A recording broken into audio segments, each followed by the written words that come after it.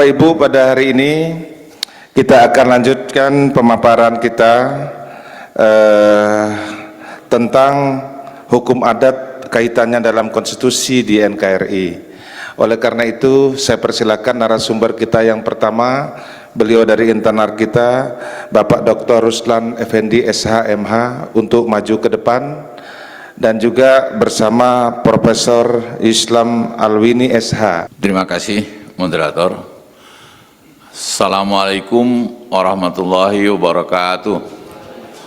Ya, ini salam saya sebagai seorang yang beragama Islam, tapi kan belum tentu semua beragama Islam. Jadi yang menjawab salam saya tentu orang yang beragama Islam. Oleh karenanya ada salam nasional.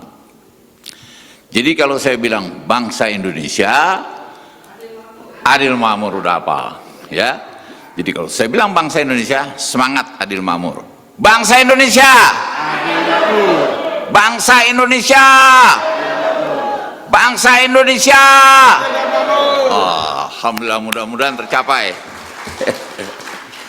Baik, semangat semua ya. Ini saya diberi tugas tentang pemaparan hukum adat kaitannya dalam konstitusi RI. Pemakalah saya sendiri Islam Alwini, DPP Lemtari.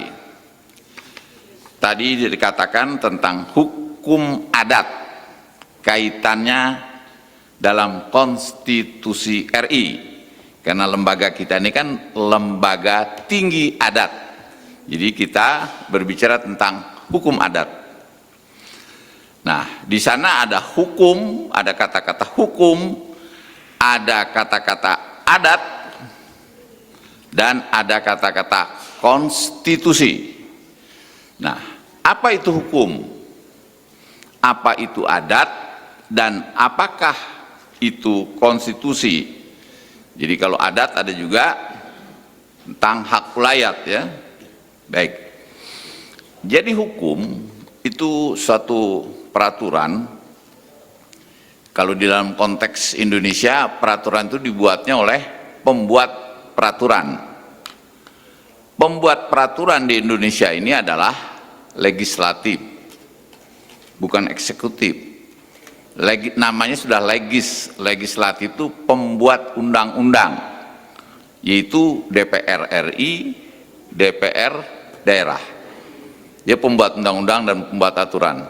Sedangkan eksekutif sebetulnya tugasnya bukan pembuat undang-undang, tetapi pelaksana undang-undang. Dalam trias politika seperti itu, dan ada satu lagi lembaga yang namanya yudikatif, mengawasi.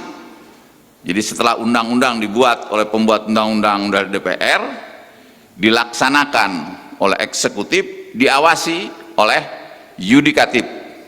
Itu sistem yang ada di negara kita. Nah, berkait dengan adat itu ada di daerah ya. Kalau kita lihat adat di Indonesia ini, di seluruh Indonesia itu banyak sekali adat. Apakah di tingkat nasional ada adat? Kemarin waktu saya duduk dengan Pak Ketua MPR, bilang, Pak, adat itu adanya di daerah. Daerah itu punya adat. Lalu di nasional punya adat nggak? Bukan nggak enak kalau disebut nggak punya adat, nggak tahu adat misalnya kan. Jadi tapi beliau sebagai Ketua MPR cepat jawabnya. Oh, kita adat ketimuran. Oh, jadi cepat jawab. Padahal adat itu adanya di daerah. Apa ada adat nasional? Ada. Di daerah yang ada adat. Di nasional memang nggak ada adat. Tetapi di nasional itu kumpulan adat-adat itu menjadi apa? Menjadi Pancasila dan Undang-Undang Dasar 45 dalam rangka masyarakat adil makmur jadi budaya. Jadi di daerah itu adat, di tingkat nasional dia menjadi budaya. Nggak mungkin di tingkat nasional ditampung semua adat seluruh Indonesia, banyak betul berarti. Diringkas dia menjadi Pancasila dan Undang-Undang Dasar 45 dalam rangka mencapai maksud dan tujuan kita berbangsa dan bernegara, yaitu masyarakat yang adil dan makmur. Itu budaya. Nah, jadi seperti itu yang saya sebutkan. Mungkin selama ini orang masih bingung bagaimana di tingkat nasional adatnya. Kalau kita lihat pakaian-pakaian adat adanya di daerah. Daerah sebelum Indonesia merdeka, adat sudah lebih dulu ada. Ya. Nah, adat-adat itu pakaian-pakaian yang pakai dari daerah-daerah, senjata tradisional, makanan-makanan tradisional, rumah tradisional, tarian-tarian tradisional ada di daerah-daerah. Di nasional seperti apa? Nah, jadi yang ada adat itu di daerah. Jadi hukum-hukum adat juga nanti yang kita mintakan itu datang dari pemikiran, dari pengusulan dari daerah.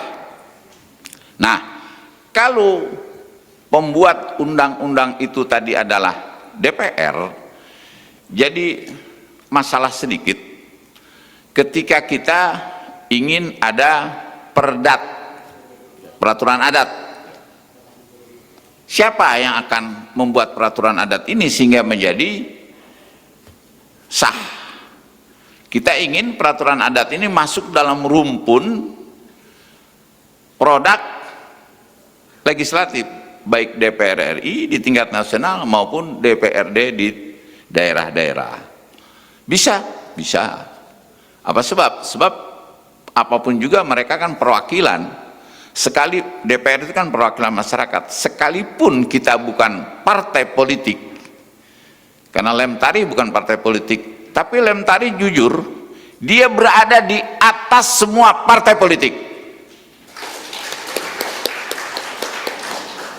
Karena itu Lemtari ini bukan parsial, bukan berpihak ke partai ini, tidak berpihak ke partai itu. Dia ada di atas semua partai politik. Jadi kalau dia menyampaikan tentang hukum adat, saya kira semua orang partai politik itu asalnya dari daerah. Kita semua ini pasti berasal dari daerah. Saya misalnya daerah Jakarta, Pak Ruslan misalnya daerah Tangerang, ya. Kalau kelahiran Pak Ruslan, wong kita, darah kita, Berdidin, NTB, ini semua nih pasti orang daerah. Apakah karena bapak-bapak orang daerah, ibu-ibu orang daerah berarti bapak bukan orang Indonesia? Tidak. Kesatuan kita itu bineka, tapi kita adalah tunggal ika. Sama kita. Sekalipun dari daerah-daerah, sesungguhnya kita adalah orang Indonesia. Tapi nggak ada sebetulnya orang Indonesia yang tidak punya daerah, pasti punya daerah, kan seperti itu. Oke, kita lanjutkan berkaitan dengan adat. Tadi judulnya adalah pemaparan hukum adat kaitannya dalam konstitusi. Jadi di mana nih hukum adat nih ngaitnya, nyantolnya dengan konstitusi. Nah, dalam Undang-Undang Dasar pasal 18B ayat 2, ternyata di situ nyantolnya kita di konstitusi. Kenapa kita bicara konstitusi? Karena konstitusi kan hukum dasar. Undang-undang itu berada di bawah undang-undang dasar, dan ketika undang-undang yang dibuat oleh DPR tidak sesuai dengan undang-undang dasar, bisa dibatalkan oleh MK. MK mempunyai kewenangan membatalkan undang-undang yang bertentangan dengan undang-undang dasar. Itu pertama sebetulnya tugas MK itu, tapi kemudian dalam berikutnya ditambah beban itu menjadi PHPU yang tadi kita bahas tadi. Oke, pertama PUU ya, perselisihan undang-undang. Nah, satu lagi sekarang masuk PHPU, persengketaan hasil penghitungan suara. Baik, dalam Undang-Undang Dasar pasal 18B ayat 2 seperti apa? Itu mengatakannya begini: negara mengakui dan menghormati kesatuan-kesatuan masyarakat hukum adat. Nah, jadi negara mengakui dan menghormati, bukan cuma mengakui saja nih, menghormati. Nah, di sini pentingnya kita ini dengan konstitusi, kesatuan-kesatuan masyarakat hukum adat beserta hak-hak tradisionalnya sepanjang masih hidup dan sesuai dengan perkembangan masyarakat dan prinsip negara kesatuan Republik Indonesia yang diatur dalam undang-undang. Nah, jadi ini ada pintu masuk kita yang nanti akan diatur dalam undang-undang. Ini perintah undang-undang dasar loh. Berarti hukum adat itu nanti ya bisa diatur dalam undang-undang. Sekalipun kita bukan dari partai politik, seperti itu. Jadi teman-teman di daerah mulailah coba memikirkan tentang apa di daerah ini yang akan kita jadikan hukum adat. Karena umumnya tadi saya sebut hukum formal itu tertulis, hukum adat biasanya tidak tertulis, kebanyakan tidak tertulis hukum adat. Nah, dengan demikian supaya hukum adat ini masuk menjadi rumpun produk legislatif, jadi undang-undang. Kalau di daerah kita menyebutnya itu perda. Nah, karena itu tentu dalam konteks ini perdat, peraturan adat. Peran dari bapak-bapak sekalian dan ibu-ibu sekalian di daerah yang lebih mengetahui tentang apa adat yang ada di daerah bapak ibu yang cocok dan diprioritaskan, didahulukan untuk menjadi perdat.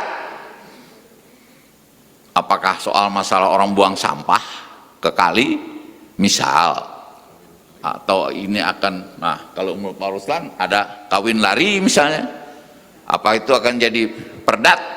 Bapak-bapak dan ibu-ibu yang lebih tahu di daerah sesuai dengan adat istiadat yang berlaku, yang selama ini tidak pernah diformalkan ya. Kalau yang namanya hukum, hukum itu biasanya ada sanksi, tapi kalau tidak tertulis, sanksinya itu ya tidak tertulis, tapi kesepakatan ketua-ketua adat, tokoh-tokoh adat. Nah, oleh karenanya kalau ini sudah menjadi perdat, dia harus ada sanksi. Semua hukum itu pasti ada sanksi. Kalau dilanggar, sanksinya apa? Kalau tidak ada sanksinya, ya orang langgar. Makanya sanksinya apa? Ya, bisa sanksinya berat dan bisa sanksinya ringan. Itu kembali kepada tokoh-tokoh adat di daerah. Ya, jadi ke depan tugas tokoh-tokoh adat di daerah ini untuk membuat perdat, rancangan dulu lah ya, rancangan peraturan adat yang ada di daerah. Kemudian pasal-pasal konstitusi lain yang penting berkaitan dengan hak dan usaha dari kekayaan sumber daya alam Indonesia, ini juga tentu berkaitan dengan adat, karena wilayah-wilayah di seluruh Indonesia itu kan daerah-daerahnya tentu di sana ada masyarakat adat ya. Misalnya ditemukan sumber daya alam, tambang, apakah minyak, besi, emas, itu biasanya di wilayah adat. Nah, di dalam konstitusi pasal 33 itu ayat 1, 2, 3 itu berkait betul dengan sumber daya alam. Ayat 1 dalam pasal 33, perekonomian disusun sebagai usaha bersama berdasar atas asas kekeluargaan. Sekarang saya mau tanya Bapak sekalian, ibu-ibu, coba dengarkan baik-baik. perekonomian disusun sebagai usaha bersama berdasar atas asas kekeluargaan. Apakah Bapak merasakan sekarang ini perekonomian disusun sebagai usaha bersama? Tolong dijawab, dengarkan baik-baik saya. Ini Undang-Undang Dasar. Perekonomian disusun sebagai usaha bersama. Belum, Pak. Ya, dengar baik-baik. Ini Undang-Undang Dasar, undang-undang yang paling tinggi di Republik ini. Kalau dalam agama ini udah masuk kitab suci, tapi kalau di dalam negara Undang-Undang Dasar namanya, ya. Begini bunyinya, pasal 33 ayat 1. Perekonomian, tahu kan perekonomian kan? Disusun sebagai usaha bersama. Saya tanya, sudahkah perekonomian disusun sebagai usaha bersama? Belum. Berdasar asas kekeluargaan, sudahkah berdasar asas kekeluargaan? Belum. Ini pelanggaran Undang-Undang Dasar 45, Pak. Bapak harus tahu. Ini Lemtari, ya. Kalau parpol nggak mungkin mengungkapkan ini. Tapi kalau Lemtari nggak ada urusan. Kita di atas parpol. Kita rakyat yang berdaulat. Jadi perekonomian disusun sebagai usaha bersama berdasar atas asas kekeluargaan, sampai sekarang belum dilaksanakan. Ketika ini belum dilaksanakan, yang rugi siapa? Rakyat. Parpol rugi nggak? Enggak. Untung dia. Oke. Kemudian cabang-cabang produksi yang penting bagi negara dan yang menguasai hajat hidup orang banyak dikuasai oleh negara.